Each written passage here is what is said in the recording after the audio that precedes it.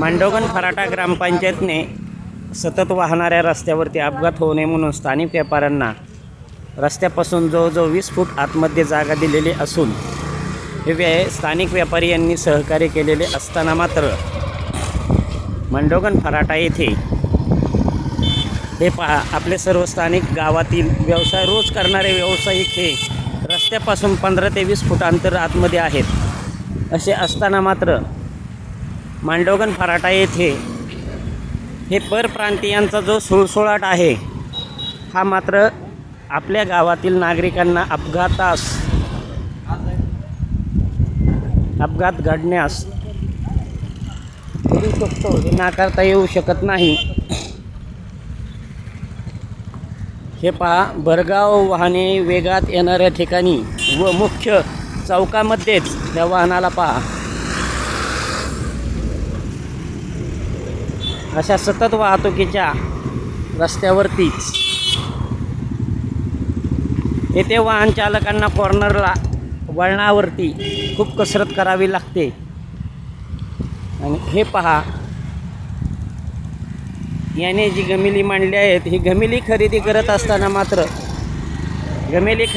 असताना मात्र रस्त्यावर ग्राहकाला उभे राहून खरेदी करावे लागते.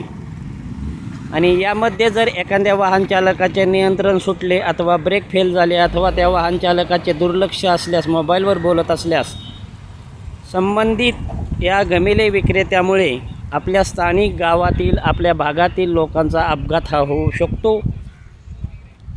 तरी प्रशासनाने अशा रस्त्यावरती बसणाऱ्या हे जे परप्रांतीय आहेत यांची व्यवस्था करावी. यांचा सध्या खूप सुळसुळाट झालेला आहे.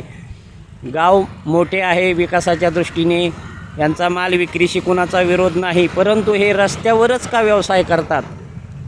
आपल्या लोकांना हे न परवडणारे आहे. अपघात घडल्यास, अपंगत्व आल्यास एखाद्याचा जीवही जाऊ शकतो. त्यावेळेस हे लोक हॉस्पिटलचा खर्च करू शकत नाहीत. यांचा कोणाकडेही साधे आधार कार्ड नाही किंवा कोणता यांचा पत्ता नाही. यांना आरोपी कसं करणार? यांच्याकडनं नुकसान भरपाई कशी घेणार?